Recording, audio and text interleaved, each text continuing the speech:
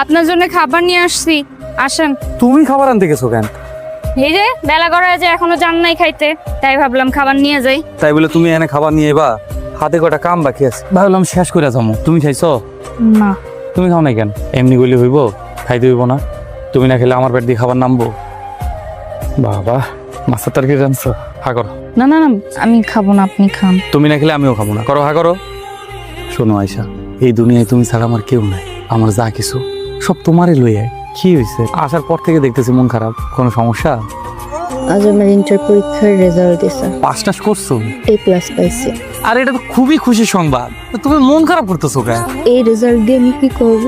মা তো এখন আর আমারে পড়াইবো না। কত স্বপ্ন ছিল, আমি পড়াশোনা করব, ডাক্তার হব, মানুষের সেবা করব।